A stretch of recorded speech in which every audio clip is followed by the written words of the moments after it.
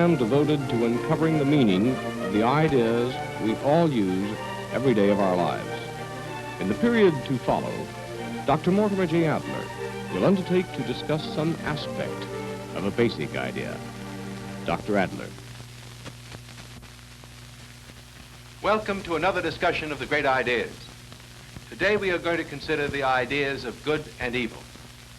In the time we cannot consider the whole subject these terms include or comprehend, nor all the problems that they raise.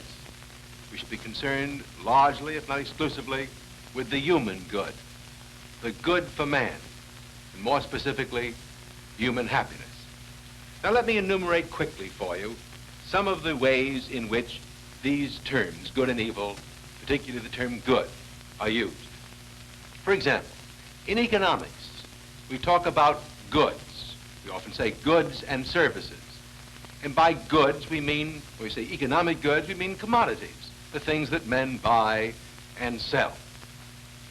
And such things we speak of as having value. The word good has the other meaning here of something that has value. We speak of goods as having value in use or value in exchange. And in politics, we speak of a good society or a good government. And here the meaning of the word good very often has the connotation of justice. For a good society is a just one, and a good government is a just one. Then in ethics, we use the term good often to mean the character of a man. We speak of a good man.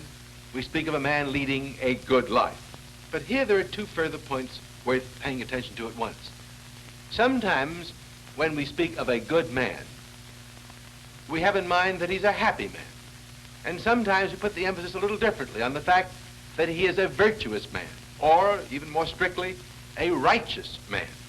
And this calls our attention at once to the possible shift or change in meaning, that shade of difference in meaning when we use the word good and when we use the word right. Good and evil on the one hand, and right and wrong on the other, are not strictly synonymous. For example, we apply right and wrong only to human acts. We speak of them as right acts or wrong acts, and we don't speak of right things or wrong things, whereas we do use the word good and evil for everything in the universe. Anything we can talk about, we can speak of as good or bad. And this brings us to the third, or the fourth, major use of the term good, as is used in metaphysics, where everything in the world is spoken of as good. And here the word good has the meaning of perfection. Some things are better than others because they are more perfect in their being or their reality than others. Here, the grades of goodness in things is the same as the grades of perfection in them. All the way from the least perfect things in the universe, the things with the least being or reality, atoms and molecules, through the scale of living organisms up to God. Now, in this discussion, I would like to spend all of our time on the good as it is good and evil as it is discussed in ethics, the moral good. And here, the great problem, certainly the one I think is worth our time to concentrate on, is the question about our judgments concerning good and evil. When we say something is good, when we call something bad, is that judgment we make an expression of knowledge on our part or just our personal opinion? Now here, there are two answers to the question that represent two extreme views. On the one hand, there's the answer that Hamlet gives and that Montaigne also gives, when in almost the same phrases they say, there's nothing good or evil, but thinking makes it so. And what they mean when they say that is, it's just a matter of opinion. You may think something's good, and I may think it's evil. It's just my thinking it's so that makes it good or evil. The opposite view holds that we can have knowledge about what is good and evil, and that it's even possible the knowledge is so precise that we can have a science of ethics, just as we have a science of physics. So we have a science of ethics that gives us clear-cut knowledge concerning what it is good for man to seek, what it is good for man to do. Now this issue between those who say that there's nothing good or evil but thinking makes it so, and those who think there is a science of ethics, is the central question about the objectivity or subjectivity of these fundamental values, good and evil. And I should like then, as we go on, to consider first this problem of the objectivity or subjectivity of good and evil as it concerns these terms themselves, then extend the consideration to the question of the objectivity or subjectivity of our conceptions of human happiness. Both of these problems, the narrow one, the broader one about good and evil, the narrower one about happiness, I think, are serious and important, practically significant problems. Because as men take one or other stand with respect to the objectivity or subjectivity of good and evil, they take different attitudes toward life, they act differently, and they judge their fellow men differently. What do we mean when we call anything good? Whatever be the full answer to that question, one thing is certainly clear. Anything we call good, we regard as desirable. The good is the desirable is the good. The good is the object of our desires. So much so is this the case that it's really a self-evident truth to say that we obey the law, seek the good. Anything we seek because it's good, and there's nothing else in the world we would seek except the good. So one could almost say, as a matter of fact, that all men do seek the good. This is something that Socrates said many, many centuries ago. He said, no man ever seeks or craves for or pursues that which he deems harmful or injurious to himself, but rather he only seeks that which he regards as to his advantage or benefit. And you may ask me, what about some men, neurotics, who look as if they were seeking to be hurt or harmed? There's no problem there, really, because their very neurosis, their pathology, amounts to making them regard what we would think of as pain or hurt as something pleasant or advantageous. So as they seek it, even though it looks abnormal, they are seeking something they deem pleasant or advantageous. But you may ask, don't men ever seek what they deem to be advantageous, though it is in fact an injurious thing? Don't they ever make a mistake about what they seek? And here, of course, we face a very difficult question that leads us to the first consideration we can have of the distinction, a very important distinction, between the real and the apparent good. Let me see if I can make that distinction for you. Suppose you say that something is only apparently good, or is an apparent good, if it is that which men deem is to their advantage or benefit, something which they in fact do desire. And suppose you say, let's call something really good, if it is something which is in fact to their benefit or advantage, and something which they should desire, even if they do not. Well, now, when you make the distinction this way, you're entitled to come back to my original statement about the good being the desirable. Because if the good is the desirable, how can we call something good if men should desire it, but in fact do not desire it? Now, the answer to that question depends on the answer to an even deeper question. The question that Spinoza put many centuries ago when he said, when he put the question which he gave a certain answer to, the question being, do we call something good because we desire it? Or do we desire something because it is good? Now, it makes all the difference in the world whether you say, we merely call it good because we desire it. That puts the emphasis on the desire first. Or if you say, we desire it because it is good. And as you answer the question, one way or the other, you really are taking sides on this fundamental issue about the objectivity or subjectivity of good and evil. Now let's look at the two sides of this issue a little more closely. There is the side which says the good is simply that which we in fact desire. It is that which pleases us because it satisfies our desires. And that being the case, the good is entirely relative to our desires. That is good for you, which satisfies your desires. That is good for me, which satisfies my desires. And there's no distinction at all between the real and the apparent good. This is the position that is often called hedonism, the position which identifies the pleasant, that which satisfies desire, with the good. Whatever pleases me is good. Whatever pleases you is good. Whatever pleases me may be something different from that which pleases you. Let me read you 3 statements of this position from the great books. I have here in the Syntopicon 3 statements that I think are worth hearing. Spinoza says, the terms good and evil indicate nothing positive in things considered in themselves. One and the same thing may at the same time be both good and evil, or indifferent, according to the person who makes the judgment. The good is merely that which individuals regard as useful to them, that which satisfies or pleases them. And Hobbes says, pleasure is merely the appearance or sense of the good, as displeasure is the appearance or sense of evil. And Locke says, what has an aptness to produce pleasure in us, that we call good, and what is apt to produce pain in us, we call evil. And one other great writer, John Stuart Mill, in his essay on utilitarianism, also identifies the pleasant with the good, that which satisfies us as the good. But Mill raises a further question. Mill says, are all pleasures of the same quality, or are there not some higher and some lower pleasures?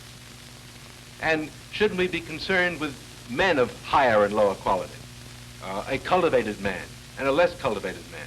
And if so, doesn't one introduce at this point into the order of pleasures some other criterion than pleasure itself for talking about the better and the worse? For example, Mill will say, it is better to be a human being dissatisfied than a pig satisfied. Better to be Socrates dissatisfied than a fool satisfied. And this sounds as if one could not hold completely to the simple statement that the good is whatever pleases you or me, because this doesn't give us a way of distinguishing between the human being and the pig, or Socrates and the fool. Now the opposite side, the side which insists upon the objectivity of good and evil, insists upon the distinction that I began to suggest to you between the real and the apparent good. And it uses this distinction in the following way. It says that the real good is the objective good, the apparent good, the subjective good, the good merely as I judge it. That the real good is something I have knowledge about, and the apparent good is something I merely form my own personal opinion about. And moreover, this distinction between the real and the apparent good, it defends as follows. It says the apparent good, the good which is merely an expression of my personal judgment or opinion, is the object of my conscious desire.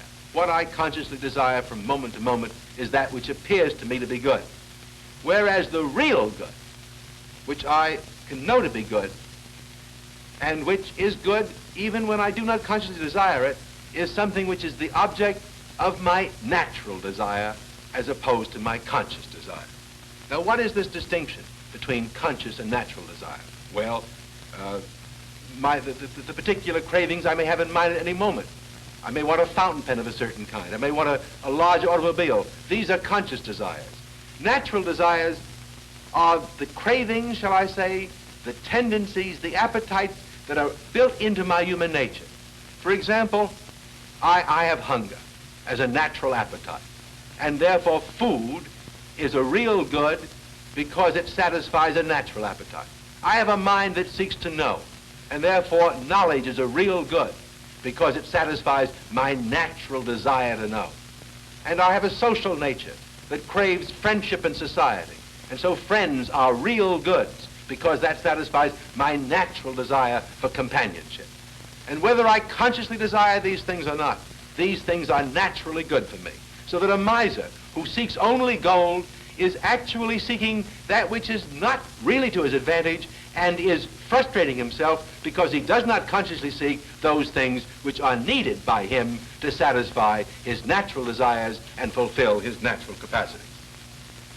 If this is understood, then you see at once that the real good because it corresponds to the things which satisfy our natural desires. The desires that constitute human nature must be the same for all men everywhere at all times. According to the view I've just been describing, the real good is what a man naturally does desire and consciously should desire.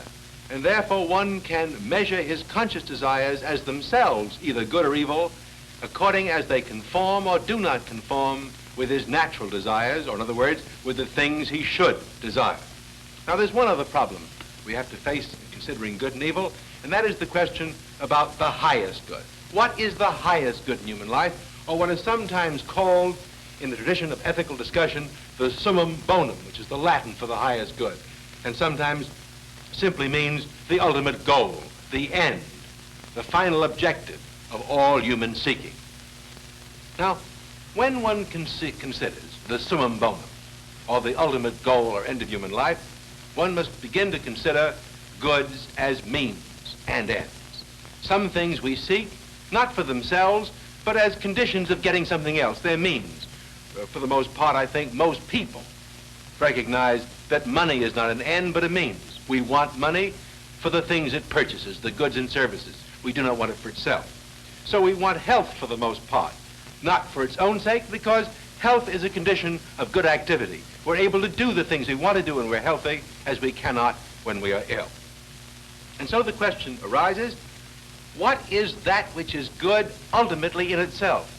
That which we seek for its own sake, and not for the sake of anything else, whereas all of the things we seek for the sake of it.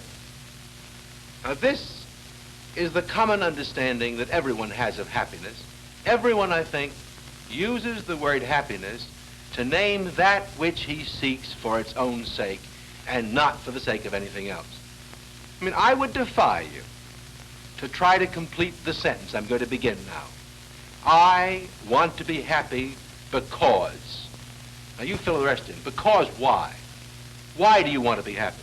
The only answer anyone can ever give to that question is because I want to be happy. There is no because for happiness except itself. One wants to be happy because happiness is the ultimate good that everyone seeks. There is general agreement on this, by the way, in the history of European thought. Again, if I turn to the great books, I can read you a series of classic statements that indicate how wide the agreement is on this conception of happiness as the ultimate goal which every man seeks. Aristotle says, we call ultimate, without qualification, that good which is always desirable in itself and never for the sake of something else.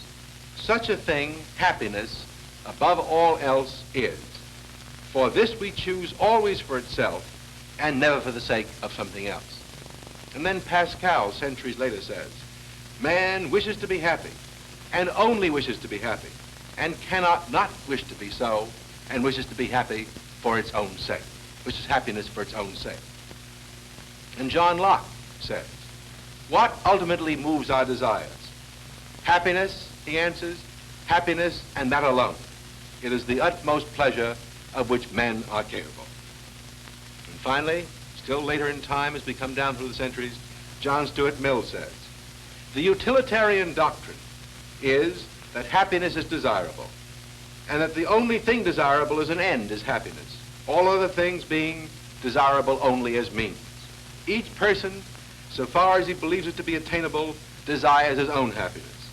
That is enough to prove that it is a good, to show that it is the good, not just a good, but the good, the ultimate good. It is necessary to show not only that people desire happiness, but they never desire anything else. And this is not too hard to show, I think, because if we examine what we mean by happiness, I think we see that the meaning contains this fundamental note or insight, that a man is happy if he is in a condition which can be described as desiring nothing more. Happiness is that state which leaves nothing more to be desired. Nothing can be added to it. No additional good can enrich it. That is why John Stuart Mill sometimes refers to it as the sum of all satisfactions. And if it is the sum of all satisfactions, it clearly is, being the sum of all satisfactions, it is an ultimate good. Nothing beyond it, there's nothing beyond it for us to seek. as the sum of all satisfactions, it's a complete good. It is the whole good, and all other goods are parts of it. And one might say, because all other goods are only partial goods, whereas happiness is the whole of goods, happiness consisting in all good things, those parts are like means in our quest or pursuit of happiness as the whole, which is the end.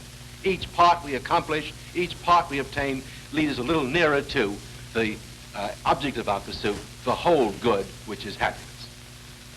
Now again, we face the same old problem we faced earlier in this discussion.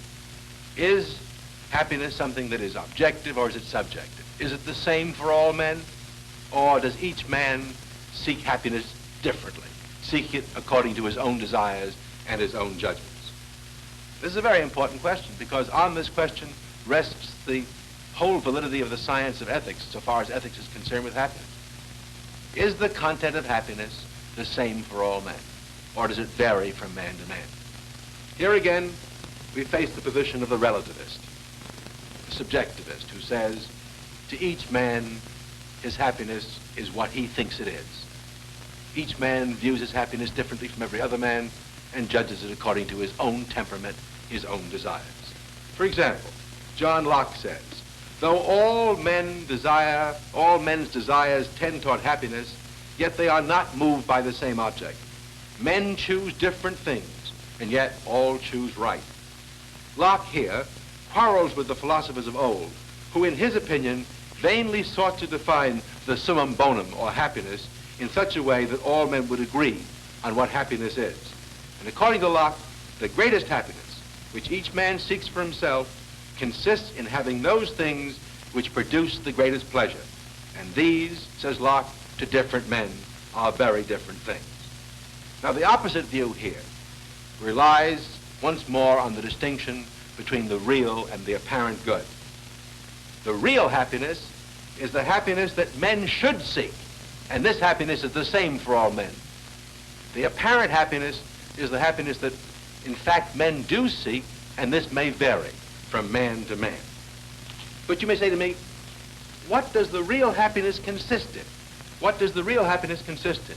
And I will say, in answer, since happiness is the whole of goods, it is the sum of all good things, it must consist in the sum of all real goods to be the real happiness, which is the same for all men. So you may say, can you answer that question? Can you say what all real goods are? And I think I can. If I look at human nature and consider natural desires, I think all the goods that constitute happiness fall into these four major classes. External goods, the things we call wealth, all the goods, the economic goods and services we employ, all the commodities. These are one of the four major types of goods. And then bodily goods, things like health and physical pleasure and rest.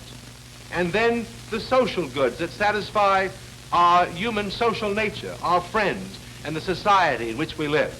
And finally, the goods which are specifically goods of the soul, knowledge, truth, wisdom, and the moral virtue.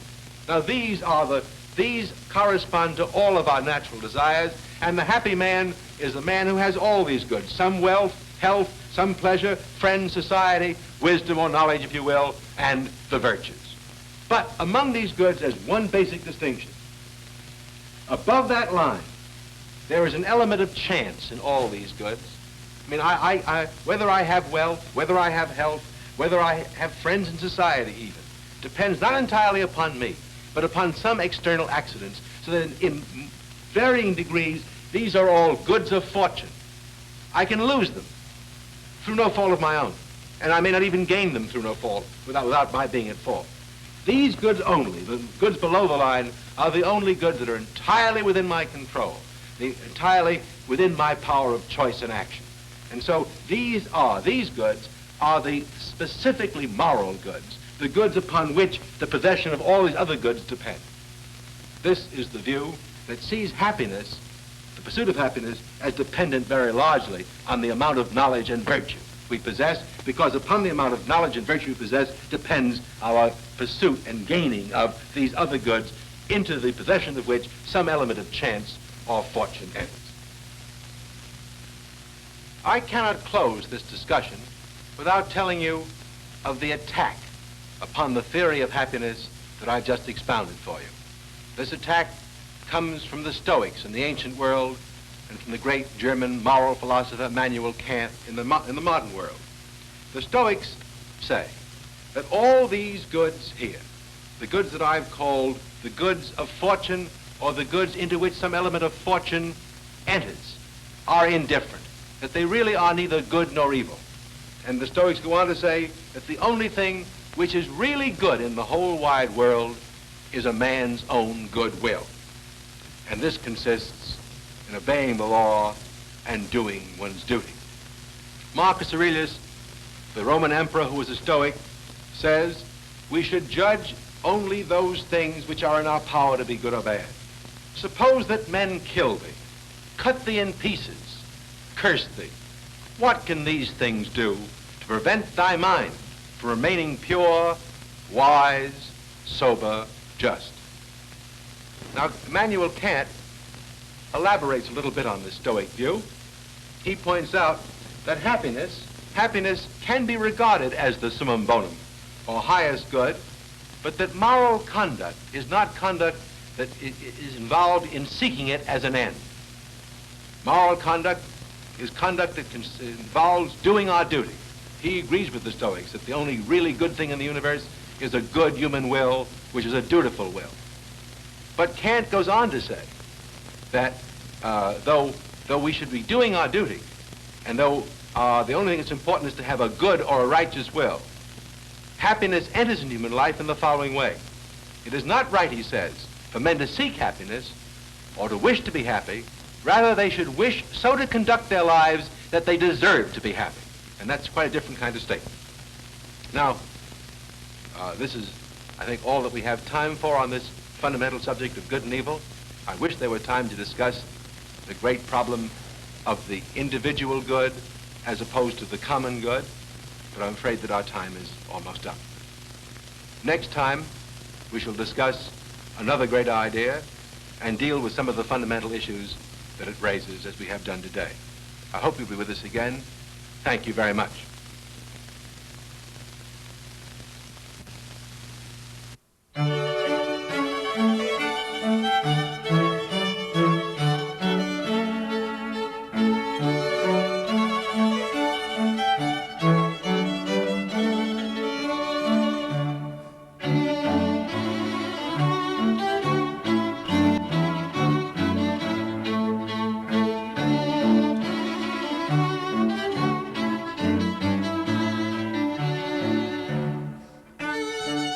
Mm-hmm.